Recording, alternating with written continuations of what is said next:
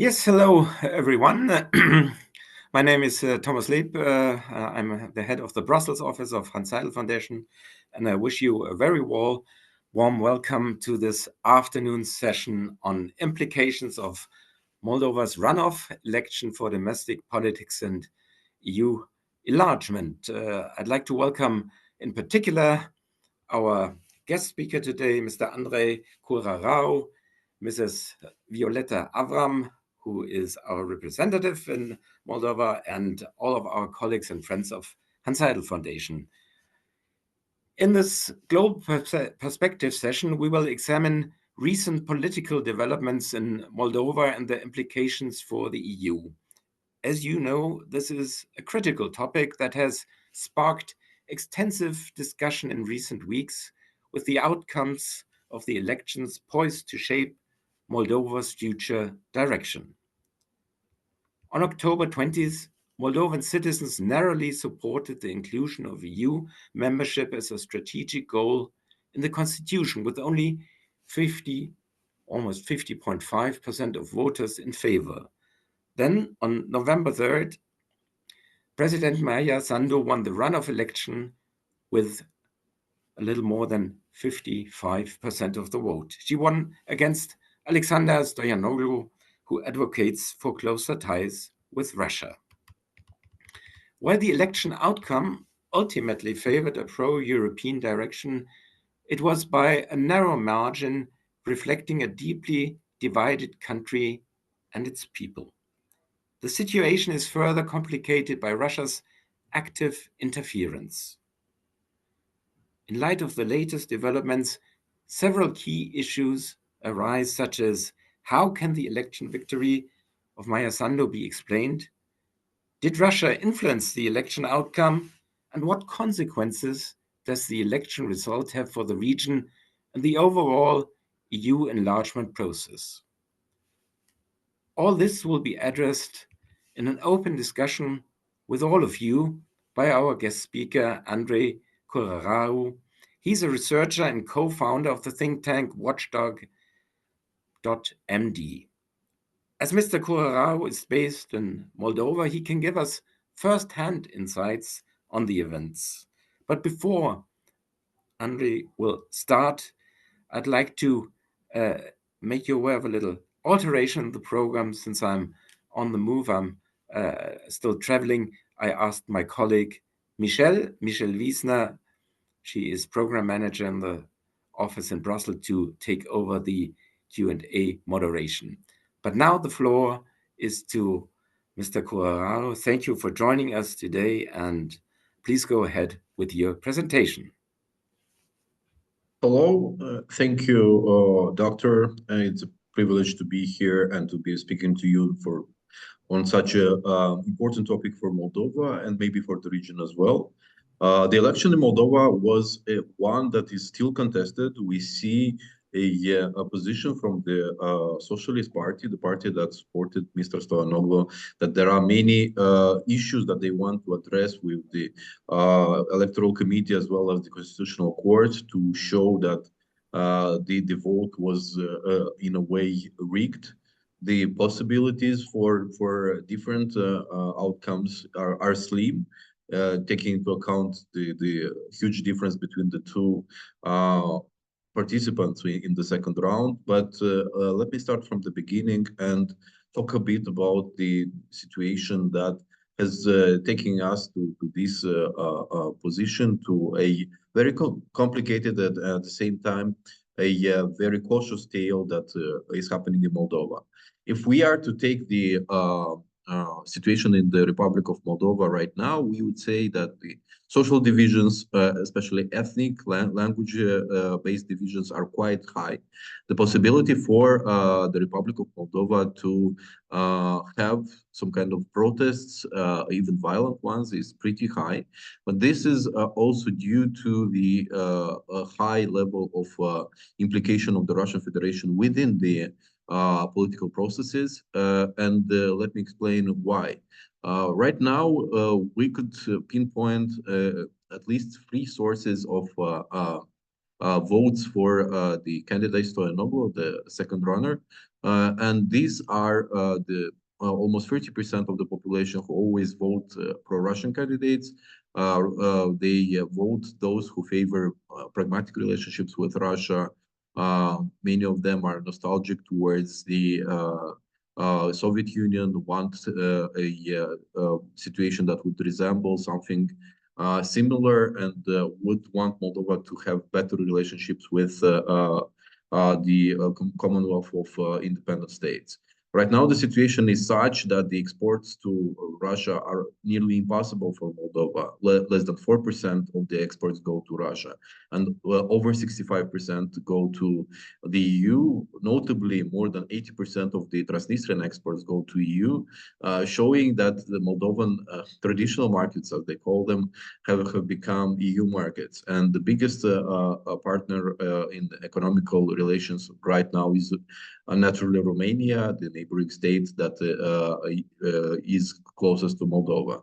At the same time, we understand that the second part of the vote to what that went to Mr. Stoyanoglu is a protest vote that is against Maya Sandu, a vote that does not appreciate the progress that Moldova has done in the previous time.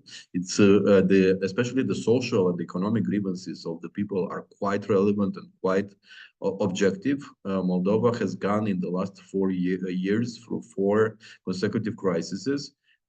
We have had the COVID, we have had the crisis created by the war. We are very interlinked with Ukraine logistically. Many of the products that you would see on Moldovan shelves are coming from Ukraine. And the inflation in the first year of the war was almost at 30%. Then the energy blackmail came from Russia. In October 2022, they reduced the delivery of natural gas by 30%, in November by 50%. And this has caused Moldova to shift to the European market to have a stable energy supply. Also, there was the issue of the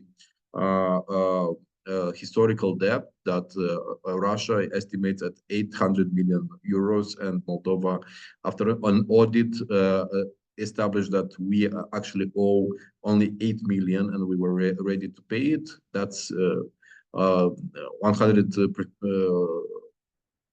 times less than the Russians were asking. The goal was to take over the Moldova Gas company to make sure that even the pipes in the houses of Moldovans would belong to Russia. And the third source of voters, and I think the most dangerous one, was from the bribing system that Elon Shore, the fugitive oligarch from Moldova, that is under EU and US sanctions, and is officially in the Interpol database searched for warrants issued in Moldova. He's convicted for several episodes of linked to the theft of the 1 billion from the Moldovan economy. He created a bribing ring that included, by different estimations, conservative estimations linked to concrete data that exists right now, is 130,000 people. But what this is based on the number of accounts created in the Russian Promsvязь Bank, a bank that is under EU sanctions that Moldova has joined. Moldovan citizens cannot access that bank and cannot make transactions through the accounts issued for that bank. But since the April last year, all of these accounts were created in order to bribe people for different reasons linked to the elections, starting from protests, continuing with signing for different candidates, and finally to vote no on the referendum. And we have both data from the government, investigative journalists, for foreign special services that have warned us of this, as well as based on the resolution taken by the European Parliament that acknowledges this interference. But what the police is saying that these accounts were used for families, sometimes even for communities. So the number of estimated votes that were corrupted might be as high as 300,000. This puts into perspective how much Moldova is under pressure within its democratic processes, how much of a shift it could be mean, for example, for the referendum. If you take out 300,000, or maybe to be more conservative, 130,000 votes from that vote, you would have a comfortable margin for the referendum to have passed, and less of an image that Moldova is a contested ground, a society that is very divided, and so forth. In the second round, we have had new types of interference that were even more brazen and more public in a way, showing that the pro-Russian forces do not trust that Moldova can bring before justice the organizers. We had charter planes to fly Moldovan citizens from Russia to Istanbul to vote massively for the pro-Russian candidate. We had buses organized to go to Minsk, Baku, and Tallinn to vote there. Especially in Tallinn, it's an interesting situation that they would create long queues, ask many questions, and try to block other citizens of the Republic of Moldova that would be able to vote in Tallinn as well. Most likely that would favor a pro-European candidate since they live in a European country. Other forms of pressure on Moldova were linked to different security incidents. We had several more than 12 bomb alerts, especially in sections that were abroad, to block the possibility of for the voters. We had a statistical anomaly in the presence from the Transnistrian region. A number of citizens that showed up in the second turn was 2.5 times more than the first one. And most of those votes went to the candidate Stoyanova. The situation in Moldova is quite dire because in less than 9 months we will have another parliamentary election, and the situation now is as follows: the ruling party PAS has a popularity that is way less than the president. They have many public persons that are considered to be toxic for the public opinion, many of them within the government. For example, the Minister of Agriculture made a very poor job in managing protests from the farmers earlier this year, linked to the drought that happened in Moldova. The Minister of Infrastructure, Andrei Curararu, is considered to be the purse of the party. He's a millionaire that now runs one of the biggest budgets within the government of the Republic of Moldova. Many people call him corrupt and consider that his presence in the government is a risk for the party. And Maya Sandu has acknowledged these concerns and has said that she would make changes within the government structure, hopefully adding some people from technocrats or that would represent pro-European parties that are outside the parliament, giving them a chance to form a coalition in the next parliament. A second big problem is the resistance from within the justice system of Moldova. According to unofficial reports, only one prosecutor within the Anti-Corruption Prosecution Office of Moldova was authorizing all the actions of the Moldovan police taken against this bribing ring. The others were either scared or bribed to look the other way. There's a better cooperation with the prosecutor's office for special cases. There, they, together with the Special Service of Moldova, they identified a group of more than 300 people that were trained in Russia, in Serbia and Bosnia and Herzegovina to control crowds, to make protests violent, to man small arms, explosives, and drones.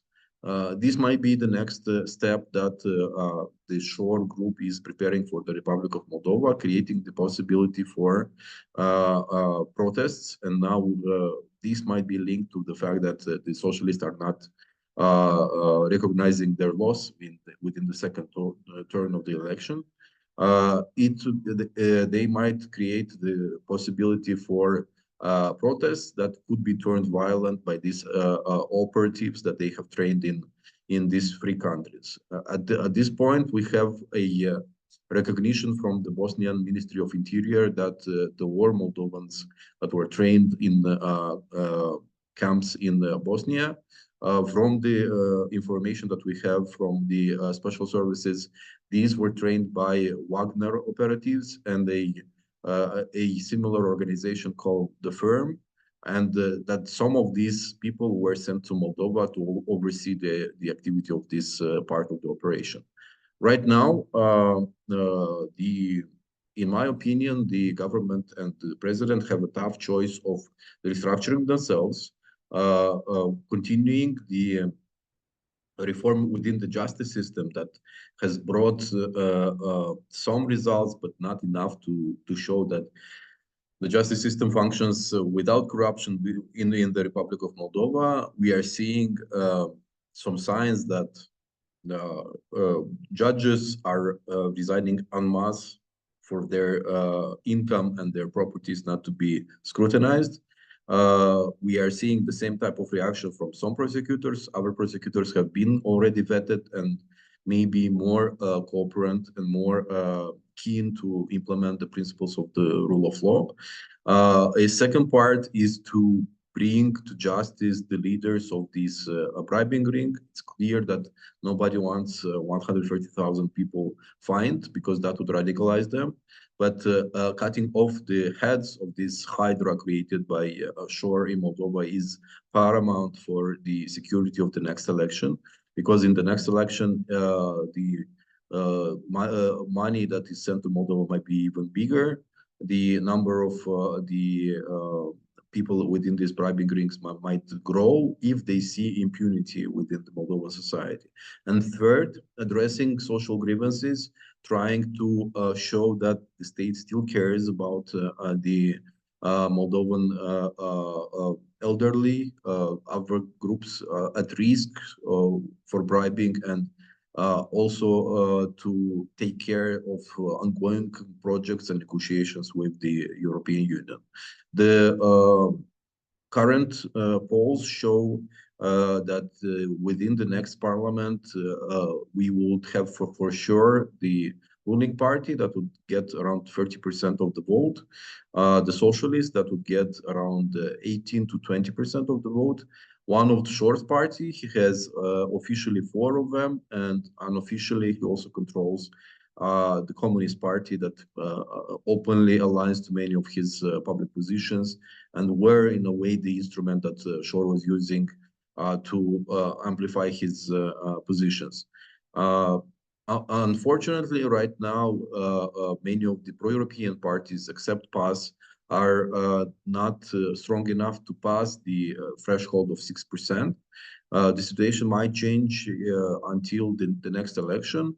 We have seen the populist Usate to have a very good personal score in the first round, he being the third class, but he doesn't have too many territorial organizations of the party within Moldova, and he said he will concentrate on that. So that might be another party that would be represented in the next parliament of the Republic of Moldova.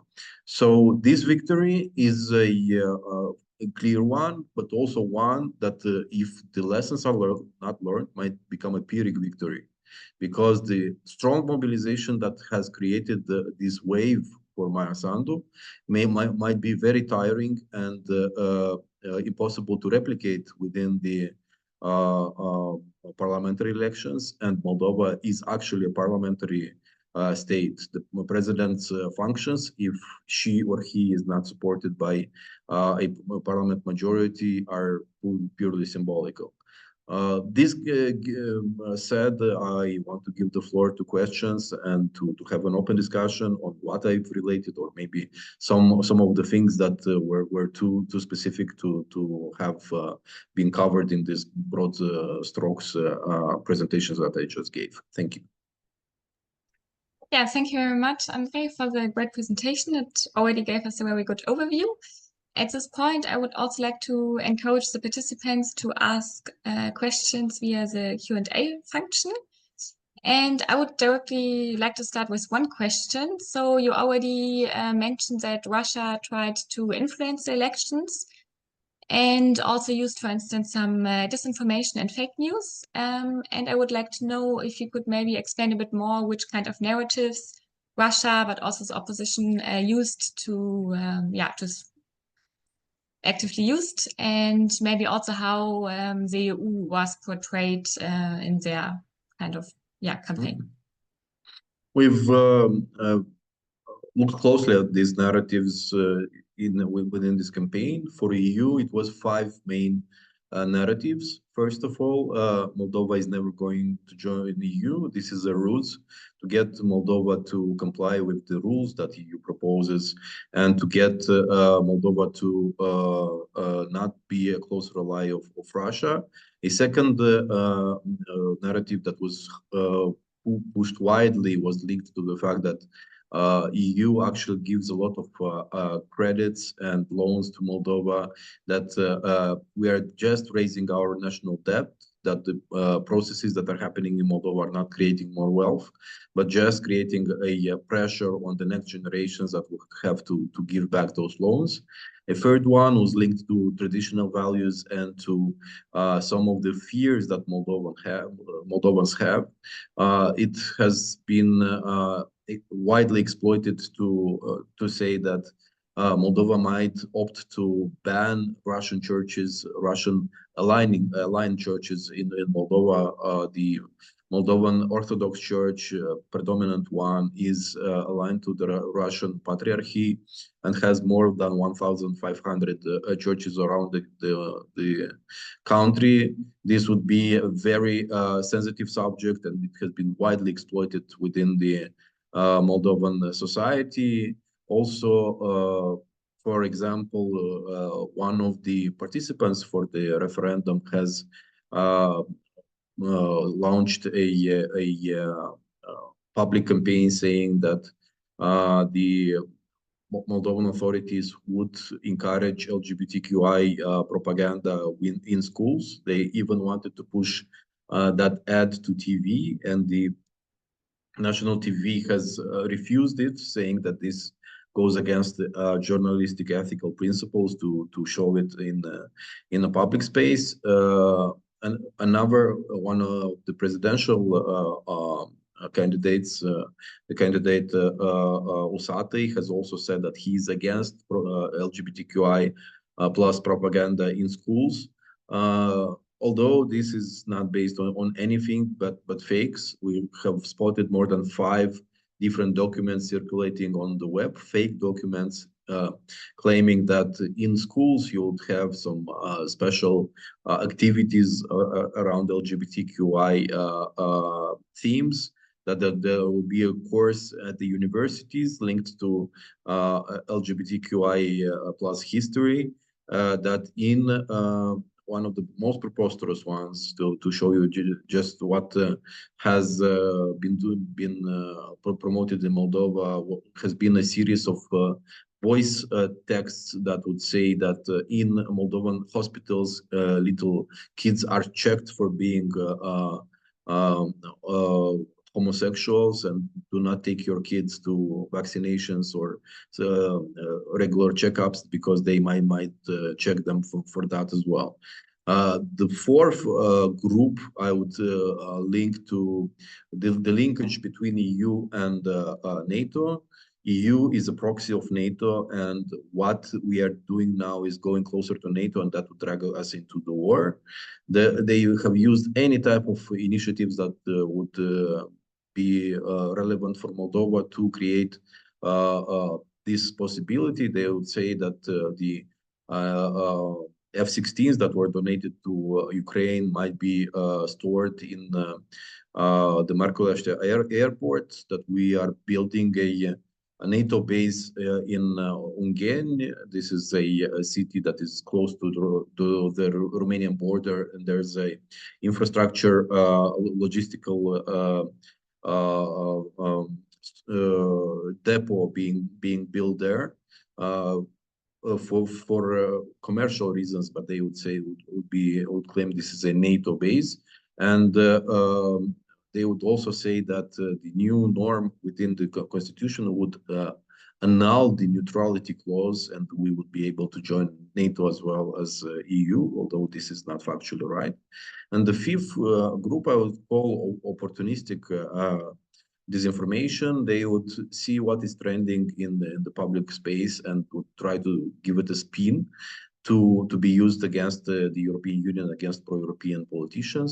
For example, the ambassador of the EU to Moldova has been asked in a public TV talk show about the need to sell agricultural land if we are to join the European Union. And he said, yes, there is a clause that there's a freedom of movement of goods, services, capitals. And it might be a good thing because many lands in Moldova are not used because there are not so many big farms in Moldova and not so many investments in the agricultural structure of Moldova. The spin of the pro-Russian forces were that the costs of integrating Moldova would be that all the agricultural land would be sold to foreigners. There were reports of international firms coming and inquiring about the costs of Moldovan land.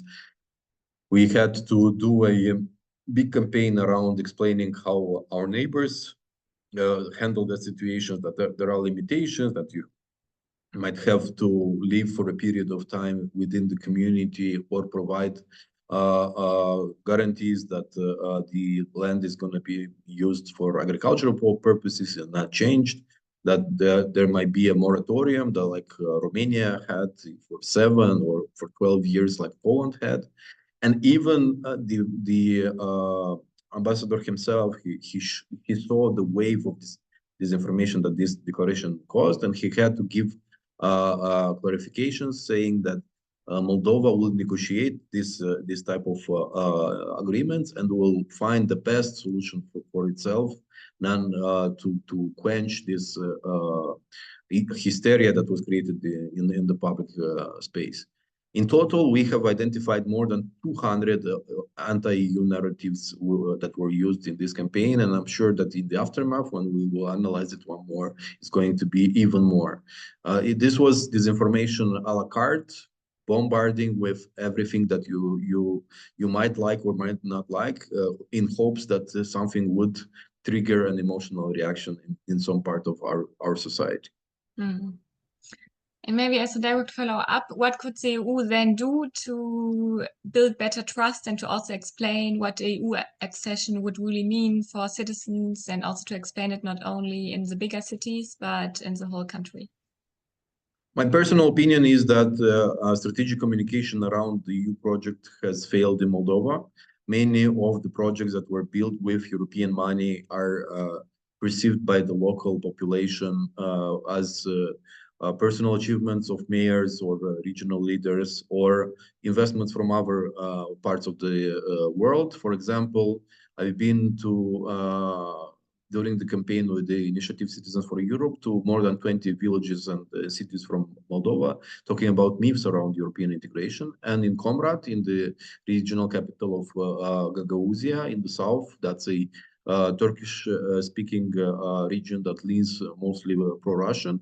They would say that most of the investments that are coming to the region come from Turkey and Russia and not from EU. And this region has been disproportionately targeted by EU programs to showcase that the European integration is not a discriminatory process, and there are many goods to be seen there. And even they had basically the best road that is in Moldova is linking Comrade to Chisinau. And when I asked them about this, they said, "Oh, this is a given. The government should do it anyway because they owe us." So the communication around European projects has been very limited and linked more to, I don't know, press releases, public conferences, and so on. And it should be grassroots oriented to each member of the community type of action. Second, more involvement of the civil society and different actors in communicating about the European Union, because the government has not made a very good job around it. The capacity of communication of government is limited. The newly created Center for Strategic Communication is trying to at least govern the forces that are there and to promote positive narratives, but it's an institution with a very limited staff and budget. So more, I don't know, network-based communication rather than top-down communication would be the solution. And also not taking it for granted that more people would understand that EU is coming with benefits. People have a mindset and a fear that is natural because they have been submitted, especially the Russian-speaking ones, to decades of disinformation around the EU and NATO, which they perceive as with this joint term of West, and they are reluctant to engage in anything that is linked to that. And the fears are there, and we need to first of all address them and then try to communicate some positive messaging. I see a question in the chat. I guess it's from Yuri. Alexander Stoyanoglu said after the elections that he would like to see a united and stable Moldova. How credible is this statement? To me, they have separated the functions within the party. Stoyanoglu is saying the good messaging that should be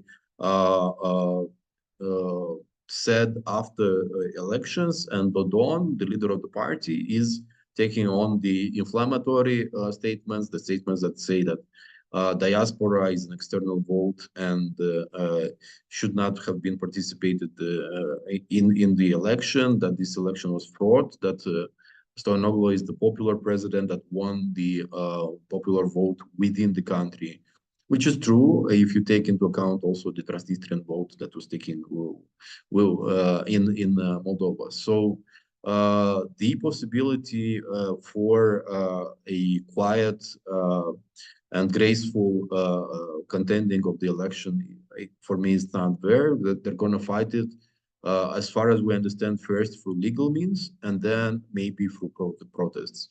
So a united and stable Moldova is not necessarily in the cards for this political force.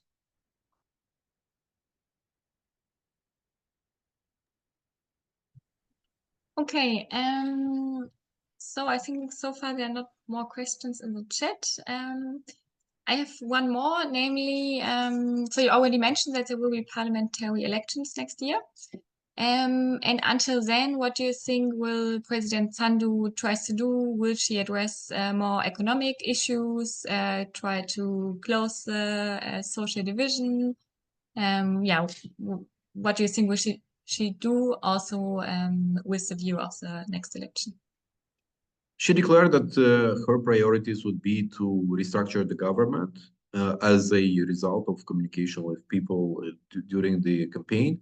She also said that she will get a hands-on approach to the justice system reform, although I'm not sure you could do something fundamental in such a short period of time that is left between these two elections. She, in a way, said that some social and economical grievances need to be addressed.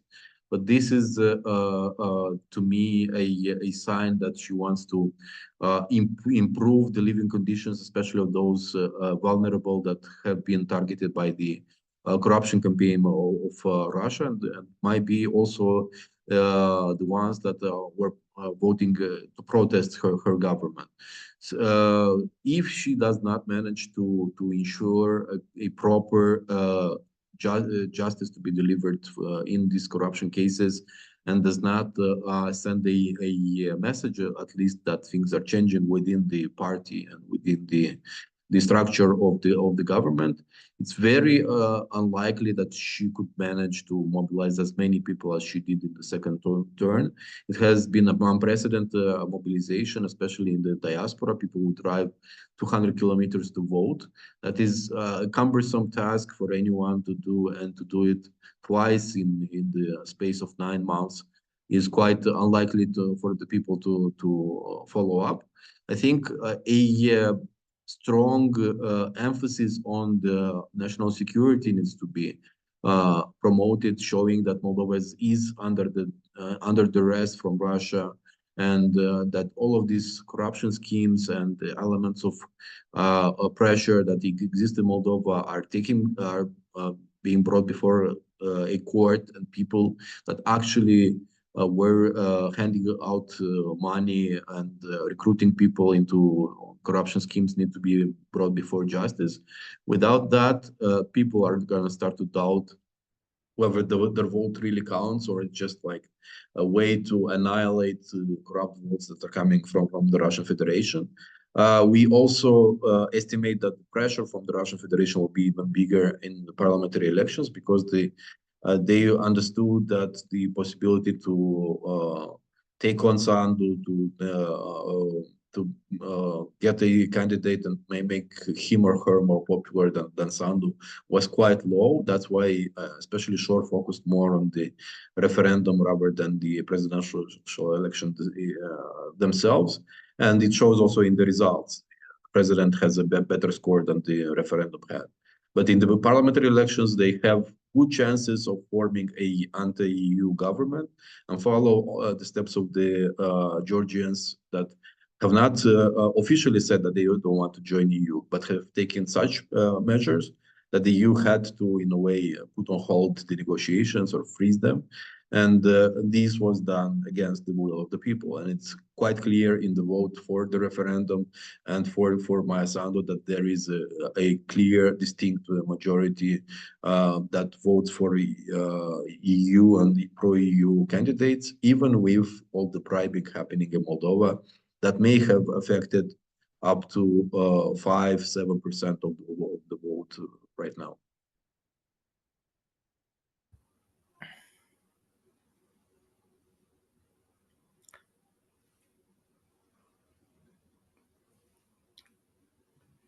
So, Andrei, if I may take over very briefly, just one question which struck me. You mentioned the role Russia plays in influencing the population, in playing on fears. You mentioned the rising energy prices, the threat of being involved in the war with Ukraine. You also showed that there are fears being kindled by Russia that EU accession means loss of land. On the other hand, if we look back 4 weeks back, Commission President von der Leyen visited Chisinau and made this promise of 1.8 billion euros to support the country's reform path. Isn't such a positive message? Doesn't it reach the people, or why would you say that they? How come that Russia's propaganda is so overwhelming that such a message doesn't reach the people, and also shows a positive way of taking all the pressures and undertakings that are necessary for this reform path?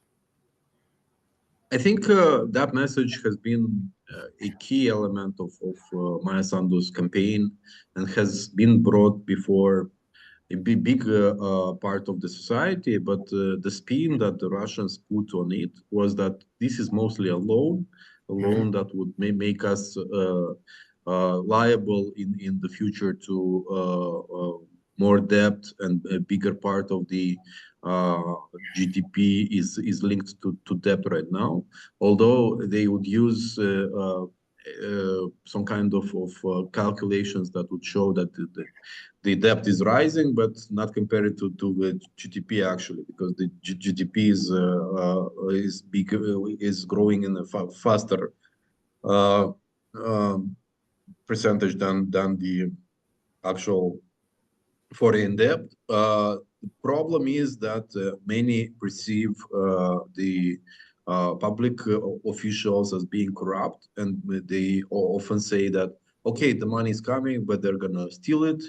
There is going to be done something around it, but it's not going to be on the whole sums that are coming, and we're going to pay for it eventually. Also, I would mention the existence of echo chambers and bubbles of information, because if you start on this wild journey through Telegram channels, they could explain everything and anything as a way of making Moldova less stable and to become some kind of resource colony of EU based on this support that comes from EU. Disregarding sometimes that Moldova doesn't have that many resources, it's not a very resource-rich country and has never been.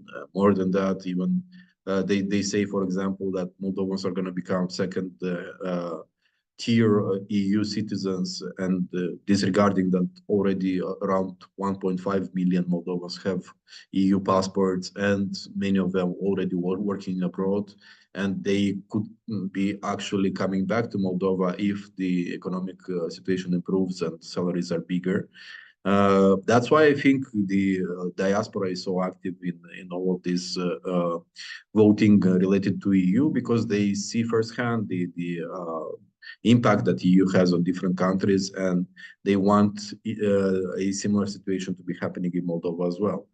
And that's why it's a force that the pro-Russians are fearing. There are more and more voices that say we should limit the vote of the diaspora, for example, voting only in embassies rather than opening more voting stations, or saying that these people are not actually paying taxes in Moldova. Why are they participating in political processes? Disregarding another fact of life, that each year diaspora contributes 15 to 25% of the GDP of Moldova through remittances that actually are a solid basis for economic growth through consumption in Moldova. This needs to be explained to many of of the nationals that maybe do not have the same type of experiences, have never been to a European country, have only relatives that are in Russia, and see the relationship with Russia worsening. And it is worsening, but it's not our fault that there's a war happening in Ukraine, and we need to be on the good side of the history. We cannot align with Russia on this one. Also, we are geographically destined to be a Western country, because on one hand we have a country that is a part of EU and NATO. On the other, there's Ukraine, who is a candidate to become a EU country and wants to join NATO. And we have only two neighbors, and that's the reality that is driving this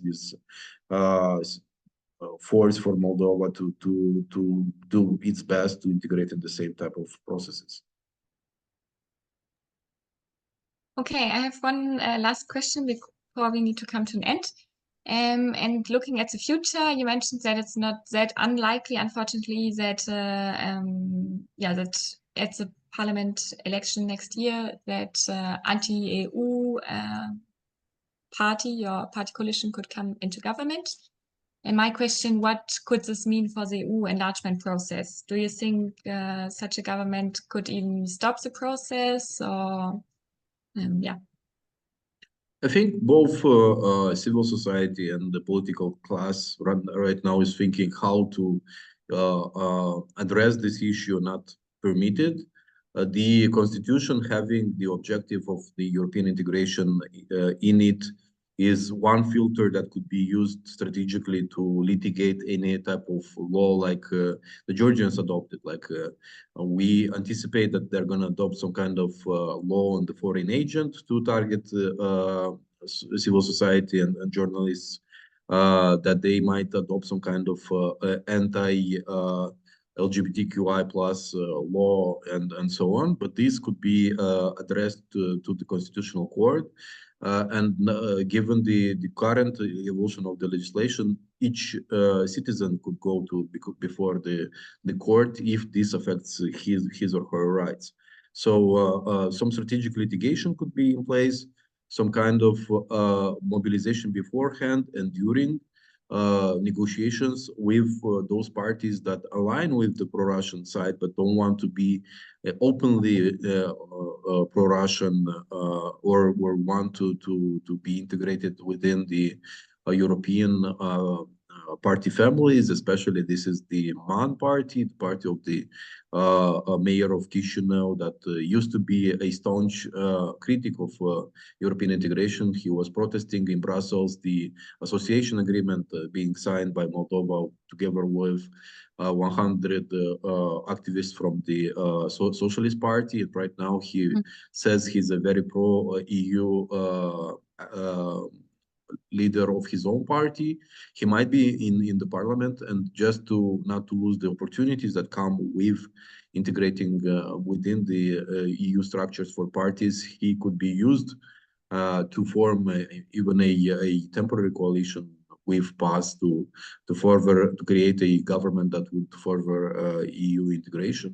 I think right now a message needs to be sent outwards that Moldova needs help in dealing with this renewed and stronger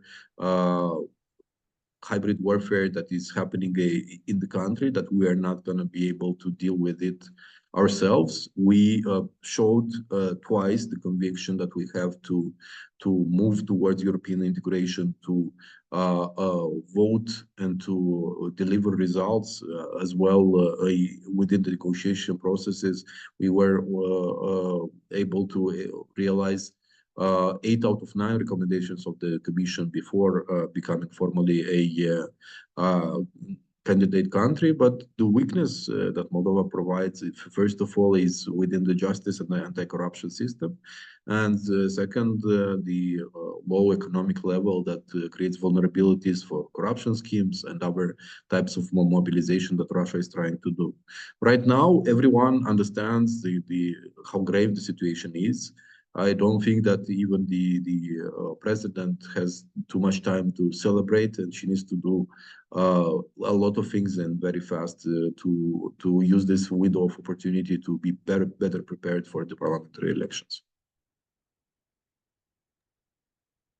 Okay, yeah, thank you very much. Your insights are very interesting. We, of course, here in Brussels hope, that the closeness to Europe moves on. And before coming to an end, we post a small survey in the chat, which we kindly ask you to fill out to provide some feedback on the event. And Thomas, if you would like to come up with some final words. Well, thank you very much, Andrei, for this really very enlightening comments and description of the situation in Moldova. As Michelle already said, we cross thumbs that that the president can keep the path to EU open and will unite the population on this path.